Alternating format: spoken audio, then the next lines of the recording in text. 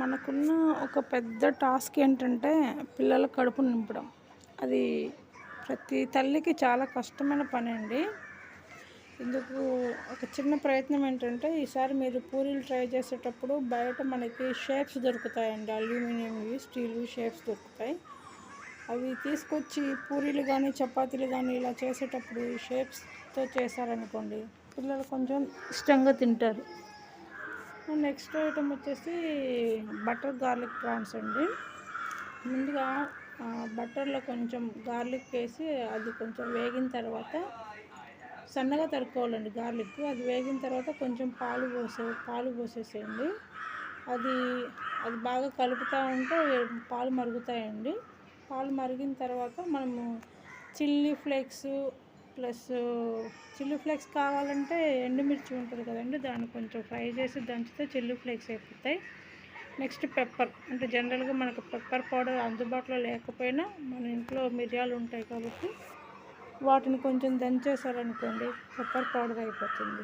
ఈ రెండు కూడా పాలల్లో వేసి మిక్స్ చేసి అది కొంచెం దగ్గర పడాలండి. ఇలా దగ్గర పడిన తర్వాత కడిగి పెట్టుకున్న ప్రాన్స్ ఉంటాయి కదండి, అవి ఇందులో వేసేసి కలుపుతూ ఉండాలి. అవి బాగా దగ్గరికి రావాలండి. పాలన్నీ ఎగిరిపోయి చూసారా ఇలా దగ్గరికి రావాలి. అప్పుడు ఇందులో కొంచెం బటర్ వేసుకొని, అలాగే సన్నగా తరిగి పెట్టిన కొత్తిమీర, ఫ్రెష్గా ఉన్నదైతే అది వాడుకోండి, లేని పక్షంలో పాతదైనా పర్లేదు. ఫ్రెష్గా అయితే కొంచెం స్మెల్ బాగుంటుందండి. సన్నగా తరిగిన కొత్తిమీర ఒకటి వేసుకొని లైట్గా ధనియాలు, జీరా పౌడరు మీ దగ్గర ఏమైనా అవైలబుల్గా ఉంటే లైట్గా గరం మసాలా వేసుకోండి, వేసుకోకపోయినా పర్లేదు.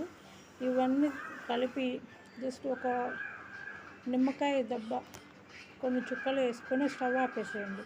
ఒక 10 మినిట్స్ తర్వాత సర్వ్ చేసుకున్నారనుకోండి, వేడివేడిగా స్పైసీగా బటర్ గార్లిక్ ప్రాన్స్ రెడీ అవుతాయి. దీంట్లో మంచిగా కీర దోసకాయ కానీ లేదా ఉల్లిపాయ అయినా కానీ బాగానే ఉంటుందండి. ఉల్లిపాయ కొంచెం ఘాటుగా ఉంటుంది, కీర దోసకాయ ట్రై చేయండి, బాగుంటుంది. నెక్స్ట్ వచ్చేసి తోటకూర ఎగ్ ఫ్రై అండి. ఇప్పుడు జనరల్గా మనము తోటకూర ఫ్రై చేసుకుంటాం, అది అందరికీ తెలుసు.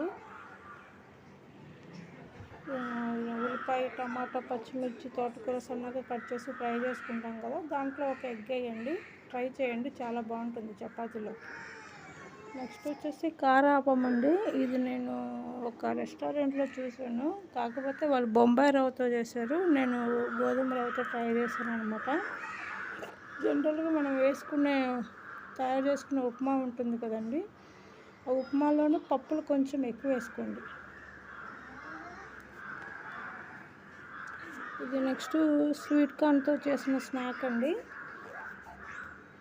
మన దోశ పిండి, ఇడ్లీ పిండి ఉంటుంది కదా, దాంట్లో కొంచెం స్వీట్ కార్న్ వేసేసుకొని